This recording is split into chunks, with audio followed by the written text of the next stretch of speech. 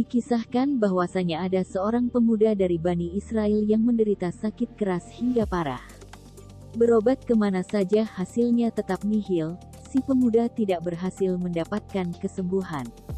Karena saking parahnya keadaan, ibunya mengucapkan nazar, jika anaknya sembuh dari penyakitnya, ia akan keluar dari alam dunia selama 7 hari.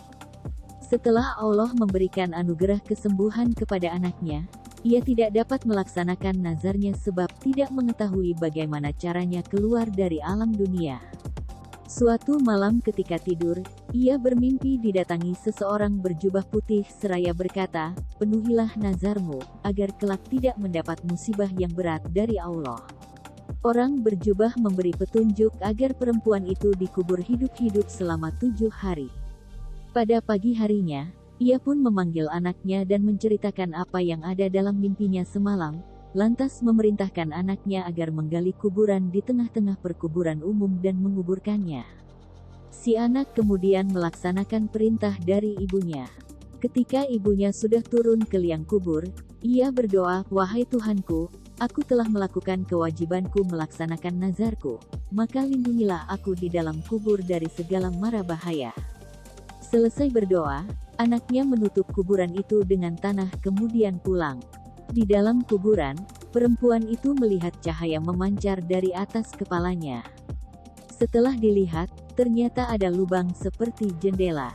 Diintipnya lubang tersebut, alangkah terkejutnya ia melihat ada taman besar, di dalamnya ada 2 orang perempuan yang sedang duduk. Keduanya memanggil-manggil, "Wahai perempuan, keluarlah dari tempatmu dan bergabunglah dengan kami." Tiba-tiba lubang itu menjadi lebar sehingga ia pun menyusul mereka berdua. Ia mengucapkan salam kepada mereka berdua, akan tetapi mereka tidak menjawab salam.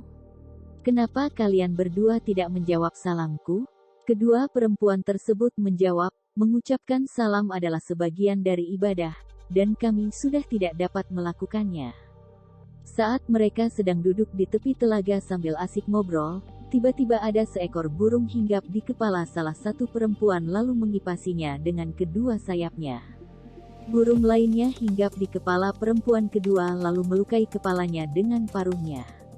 Lalu, ia bertanya kepada perempuan pertama, "Sebab apa engkau memperoleh kemuliaan dan kenikmatan ini?" Perempuan pertama menjawab, "Semasa di dunia, aku selalu patuh dan taat kepada suamiku, sehingga Allah memberikan kemuliaan padaku." Lalu ia pun bertanya kepada perempuan kedua, "Sebab apa engkau mendapatkan siksaan pedih seperti ini?" Perempuan kedua menjawab, "Ketika hidup di dunia aku tekun beribadah, namun aku durhaka kepada suamiku, sehingga Allah memberikan siksaan pedih seperti yang engkau lihat. Suamiku tidak meridaiku sampai meninggal dunia hingga saat ini. Oleh karenanya, jika engkau telah kembali ke dunia lagi, maka sampaikanlah minta maafku kepada suamiku, barangkali suamiku berkenan memaafkanku dan meridaiku." Setelah 7 hari lewat, 2 perempuan itu berkata, "Berdirilah dan masuklah di kuburanmu. Karena anakmu sudah datang menjemputmu." Ketika ia memasuki kuburannya, anaknya sudah selesai menggali kuburnya. Kemudian mengeluarkannya dari dalam kuburan dan membawanya pulang ke rumah. Sesampainya di rumah, berita tersebar luas bahwa dirinya masih hidup dan berhasil memenuhi nazarnya. Banyak tetangga berbondong-bondong dan ingin mendengarkan pengalamannya. Tanpa disadari ia melihat suami perempuan yang mendapat siksaan di alam kubur dan menceritakan apa yang dialami istrinya. Perempuan itu memintakan maaf dan ridho kepada suami perempuan tersebut. Setelah mendengarkan ceritanya, suaminya mau memaafkan dan meridai mendiang istrinya.